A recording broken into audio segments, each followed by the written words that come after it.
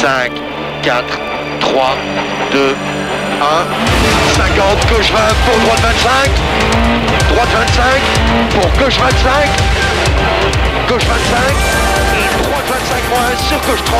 Bienvenue dans Champions 2003 numéro 40 de cette 10e saison. Nous sommes à Oui pour le Rallye du Condro. Rallye du Condro, 30e édition intéressante à plus d'un titre. Tout d'abord la course de Bruno Thierry pour le titre européen et puis également la possibilité de fêter enfin des titres de champion de Belgique dans toutes les catégories. Groupe N, Super 1600, Challenge Saxo et puis champion de Belgique au général. Bref, tellement de choses à vous dire que je préfère laisser immédiatement la parole au spécialiste Gérald Berry.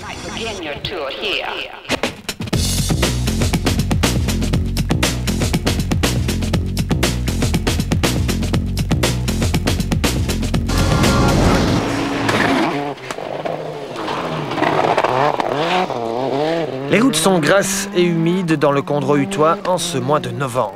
Bruno Thierry s'élance le premier dans la spéciale de Bénin. La tâche est délicate sans les repères et les traces des autres pilotes. Bruno est battu de 4 dixièmes par Patrick Sneers, qui est pourtant parti en tête à queue avec cette Subaru 2003 ex-Solberg. David Loax, sur la Subaru 2002, est encore plus rapide de 7 dixièmes, pas mal pour quelqu'un qui n'a plus roulé en WRC depuis 2 ans. Mais le meilleur temps, c'est lui. Freddy Loax, sur la Peugeot 206, 6 secondes 7 plus rapide que Bruno Thierry. Freddy attaque d'entrée. J'ai l'impression que vous voulez faire la différence tout de suite. Il faut pas attendre, bien sûr. Maintenant, c'est très piégeux. Avec l'expérience d'Angleterre, ça nous aide un peu parce qu'ici, il y a quand même encore plus de grippe qu'en Angleterre. Donc. En groupe N, Xavier Bouche est le plus rapide devant Dominique Julien et Bob Colsoul.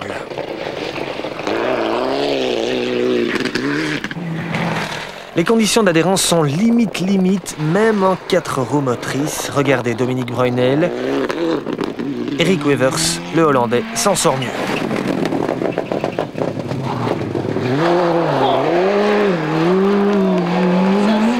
Son compatriote, Hein Yonkers, est en délicatesse lui aussi, tout comme Yann De Winkel.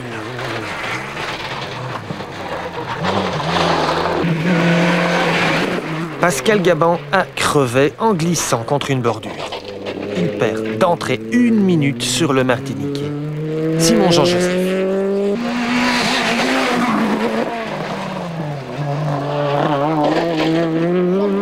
L'invité vedette de Renault Belgique inflige d'entrée 5 secondes à Larry Cox.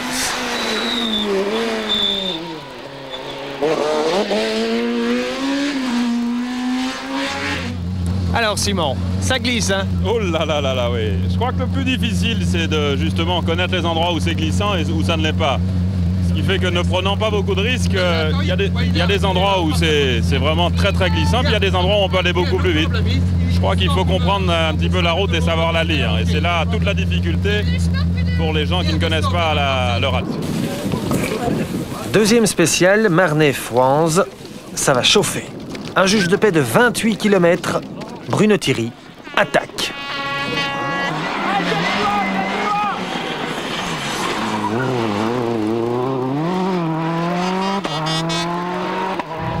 Alors, C'est piégeux, terrible.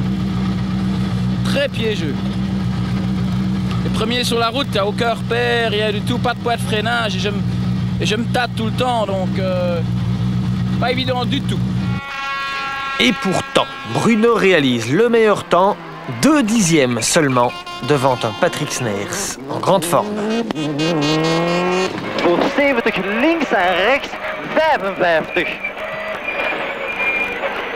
10 links 70 snel. Wordt links 65 opgelet buitenkant en snel. 70 rechts 65. Peter Tschun souvire beaucoup, il signe le 3e temps à près de 8 secondes de Thierry et Sneers. On peut aller plus vite, mais j'ai un peu peur. C'est si vicieux, partout ça glisse. alors Peter, Pas le bon cheval de pneu.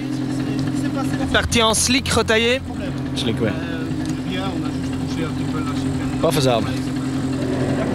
Dans cette première longue spéciale, Freddy Loax perd la tête du rallye car il concède plus de 12 secondes à Bruno Thierry et à Patrick Sneyers, nouveau leader. On a calé 2 fois. Je ne sais pas pourquoi. Je tire le frein à main, le moteur cale. Ou c'est moi qui fait quelque chose pas bien. Ou c'est peut-être que le frein à main n'est pas libre assez. 5e, l'autre Loax, David, a des problèmes. Maintenant, le problème, c'est qu'on vient d'avoir un problème de boîte, là. Et on est passé en boîte manuelle et je ne sais pas ce qu'il y a. Et on va voir, on va essayer de finir la 3e comme ça et puis on verra l'assistance. Dans cette deuxième spéciale, on note déjà les abandons de Colsoul, Prinsen, Wevers, Van Lanker et Kroes. À 56. Jean-Pierre Mondron a plus de chance.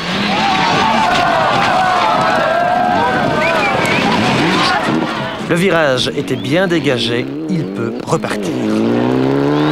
Le plan de sécurité a bien fonctionné. Il y a moins de 10 ans, en 1994, les spectateurs étaient au bord de la route dans ce type de virage lent. Aujourd'hui, le plan de sécurité de chaque virage, de chaque spécial est approuvé par le ministère de l'Intérieur qui vérifie à nouveau ce plan dans l'heure précédant le passage du numéro 1. Les spectateurs sont également avertis à grand renfort de sirène de l'arrivée imminente de la première voiture de course par la voiture 0. Nous voici au célèbre jump de Villers-le-Bouillet en 1986 où, vous le constatez, la foule, déjà très nombreuse, est au bord de la route. 17 ans plus tard, la sécurité semble optimum, le plan est parfaitement respecté. Les voitures arrivent à 150 km/h. Pour mieux voir, les spectateurs, certains spectateurs se déplacent plus loin au bord de la route. C'est dangereux. Mais à cette vitesse-là, les voitures modernes ont dépassé le poteau à gauche en moins de 2 secondes. Moins de 2 secondes, impossible de réagir si l'on se trouve à mi-hauteur sur le talus. À la réception du jump, la Mitsubishi d'Edisnet a connu un problème. Les traces dans le cercle rouge le montrent, la voiture a tiré à gauche vers le talus. Un groupe de spectateurs se trouvait en dessous du poteau en zone interdite. Tristan Destrin, 14 ans, est décédé. Cet accident repose le problème de la sécurité en rallye. Ces spectateurs ne se rendent pas compte du danger. À cette vitesse-là, on ose imaginer le moindre problème mécanique, la moindre défaillance humaine. Regardez.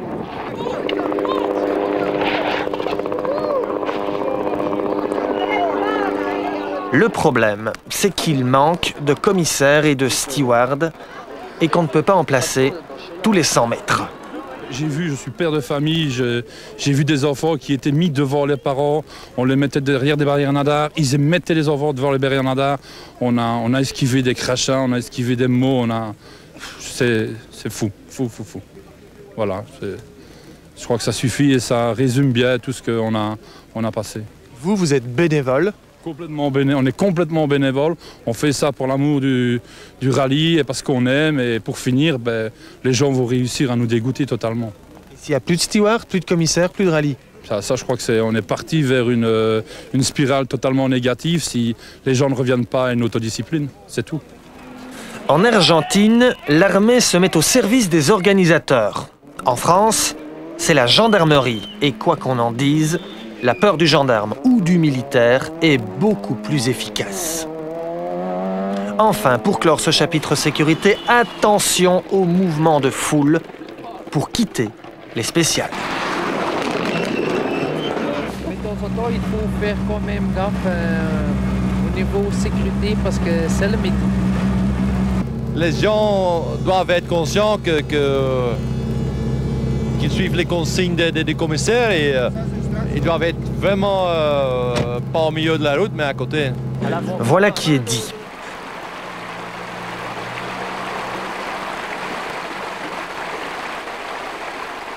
Retour au rallye où Patrick Sneyers vient de commettre une erreur. Il perd 4 minutes sur les leaders.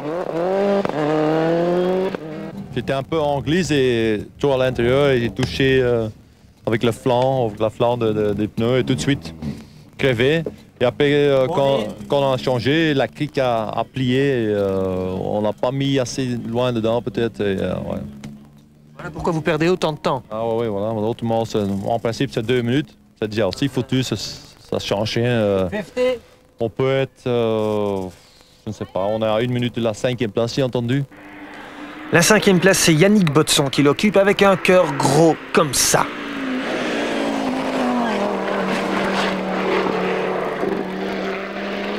La 4e place, actuellement, est pour David Loax. Mais le Verviétois va devoir abandonner, roulement cassé.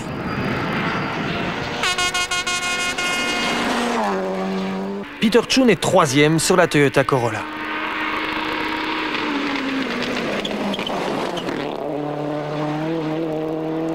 Mais l'écart se creuse avec la Peugeot 206 de Freddy Loax, 2e.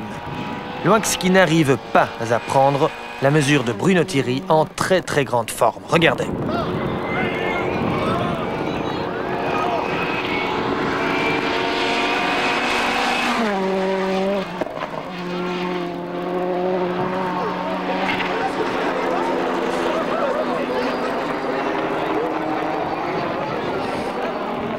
Alors, Freddy contre-attaque.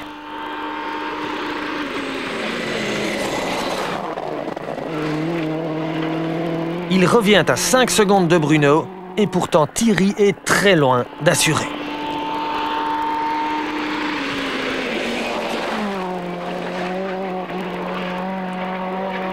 La différence va se faire dans les dernières étapes où Bruno repousse Freddy à 17 secondes.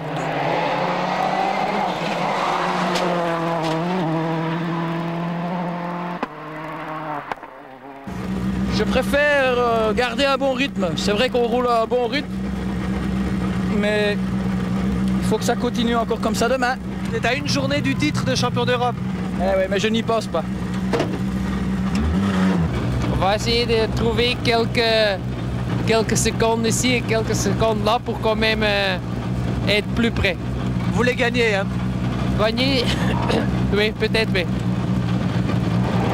Mais attention à Peter Choon qui maintient la pression à 39 secondes seulement.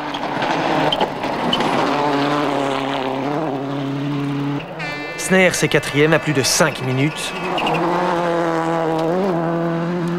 Van Parey, 5e pour son premier rallye en WRC.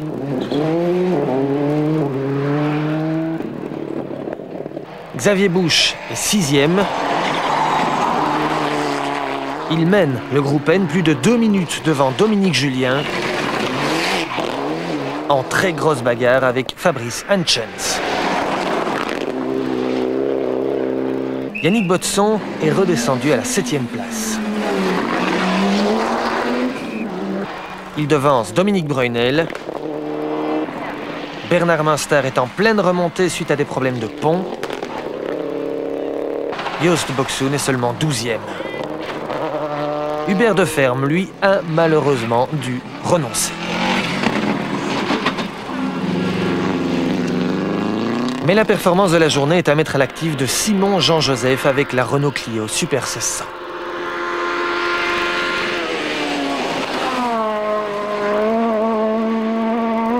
Le Martiniquais domine la catégorie malgré son manque de connaissance du terrain et grâce à l'excellente répartition du poids de sa Clio, il est le seul à sauter le jump de Villers-le-Bouillet en 2 roues motrices.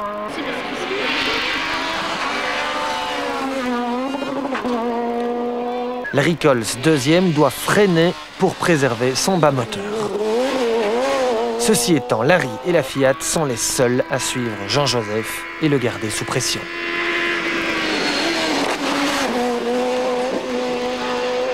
Chez Citroën, Olivier Collard et Bernd Kazir ont abandonné, problème d'alternateur. Reste Thierry Bragard, 3e, malgré une touchette.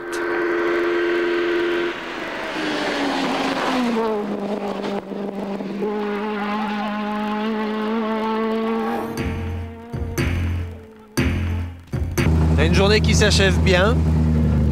Écoutez, je suis ravi. Vous savez, la Clio a toujours montré son potentiel. Aujourd'hui, Renault Belgique fait une belle opération.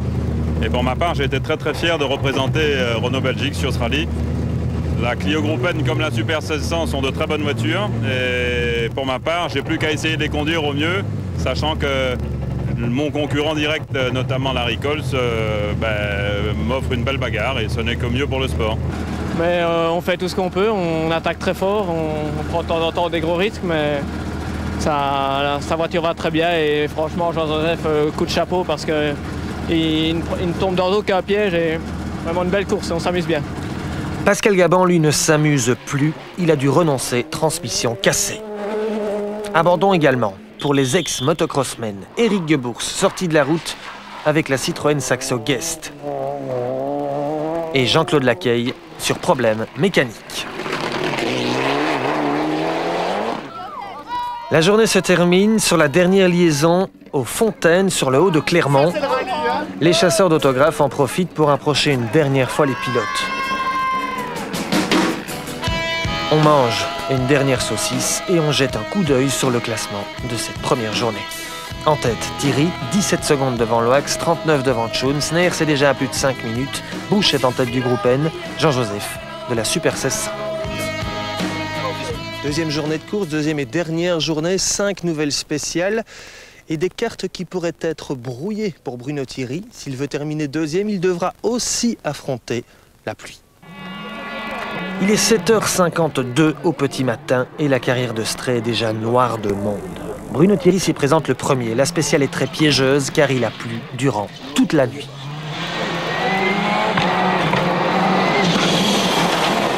Mais Bruno est bien réveillé. Meilleur temps à Stray. 3,35 moins corde. Et long 3,30 plus. Humide en sortie, corde de quart. Gauche 25 moins bref. Terre. Sur gauche 30 plus. Meilleur temps aussi une demi-heure plus tard à Modave.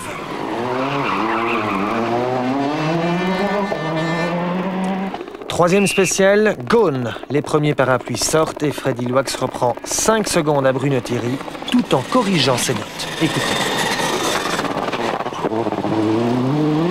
Kruispunt links 50 op Onberhaag.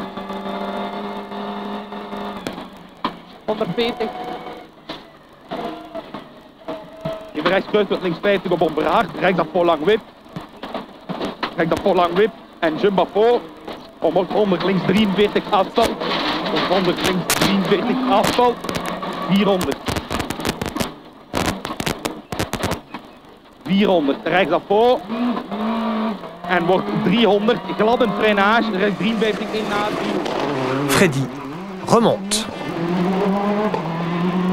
Il reste 15 secondes à rattraper, c'est possible aujourd'hui? Oh, c'est possible, c'est gros mot, mais bon... Est-ce que vous allez essayer? Bien sûr. Quelle question. La pluie s'installe définitivement sur ce rallye du Condro et les pilotes surfent au travers des pièges. C'était sur des œufs. Regardez, Botson est sorti tantôt. J'ai même trop assuré, je pense. Mais bon, c'est préférable.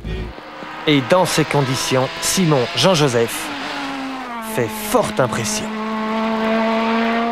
C'est Holiday on Ice, mais c'est intéressant. Aujourd'hui, c'est du verglas. Hein. C'est Holiday on Ice. Holiday on Ice sur l'autre Renault Clio. La Groupe N, Jean-Pierre Van de Hover gagne sa catégorie devant la Clio de Bernard Servet, celle de Benoît Galland, le rédacteur en chef de Turbo Magazine, et la Peugeot du Nandrinois Patrick Thierry. Rien à voir avec Bruno. Victoire en N2 des Liégeois Georges Tondeur, Philippe Robbins, en N1 des Condrusiens Stéphane Orenbach et Hugues Lecomte. Au château de Doumont, près de Gaunes et Jalais, les saucisses sont cuites dans la Ford Focus Tour. Sébastien Jardon s'impose, il gagne le championnat et décroche, écoutez bien, un sacré cadeau.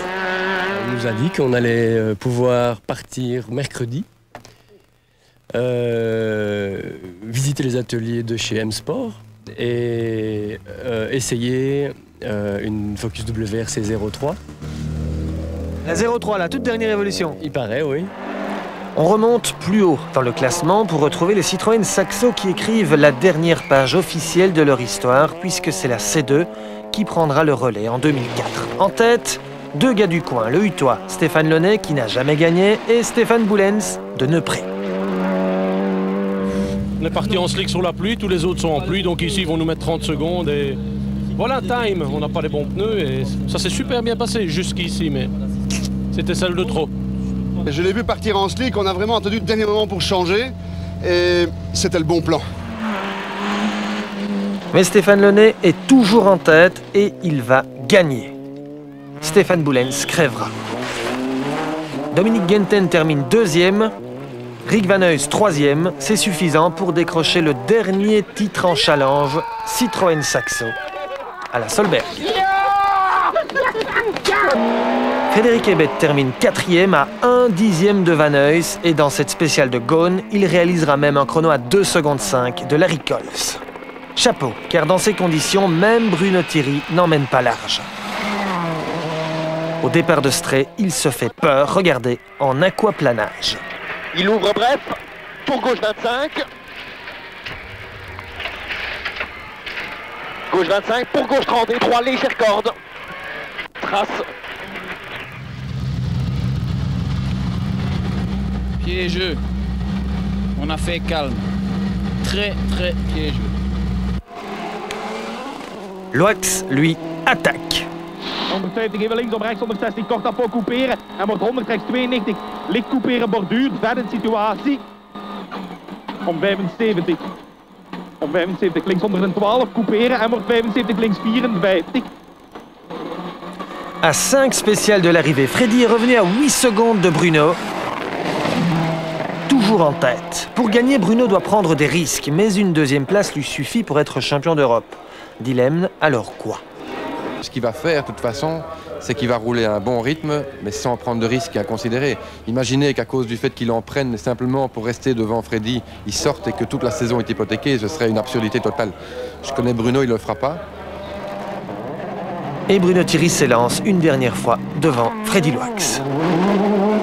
Freddy n'a rien à perdre. Il attaque devant des spectateurs qui n'ont toujours rien compris à leur sécurité. Et Freddy Loax gagne. Je me très bien amusé. Je veux aussi remercier le team Chronos et aussi Peugeot Belgique parce que c'était quand même un week-end fantastique. Bruno Thierry, Jean-Marc Fortin et Peugeot Belgique Luxembourg sont eux champions d'Europe. C'est dans la poche. Yes! Yes! Merci beaucoup. Merci. In the pocket. In the pocket.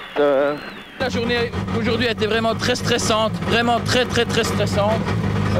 Je n'ai pas arrêté de décompter les spéciales, mais en attendant, la voiture a super bien marché pendant ces 2 jours, pas le moindre problème. Nous n'avons pas fait d'erreur, donc... C'est aussi votre premier grand titre, hein, Bruno, champion d'Europe. Ouais, c'est vrai, en plus, je me suis même pas rendu compte. Troisième, Peter Tschun et Toyota sont champions de Belgique et du Benelux. Patrick Sners termine 4e. Tim Van Parijs, 5e. Bernard Munster est remonté à la 6e place.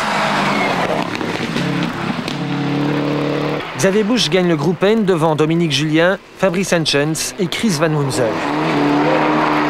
En 2 roues motrices, Thierry Bragard termine 4e, derrière l'excellent Davy Van Est. Le champion de Belgique Super 1600, Larry Coles, lui, aura tout fait, mais il n'y avait rien à faire contre ce Jean-Joseph là. Il faut dire qu'il a fait une magnifique course, il n'est tombé dans aucun piège, ce rallye hyper difficile. J'espère que ça permettra l'année prochaine peut-être à une Clio de participer à des rallyes en championnat de Belgique. En attendant, Bruno Thierry et Jean-Marc Fortin sont champions d'Europe des rallyes et Freddy Loax Van Smeets, là derrière, remporte le rallye du Condro 2003 devant Bruno à seulement 8 secondes 9. Simon Jean-Joseph 9e remporte la Super 1600 avec la Clio.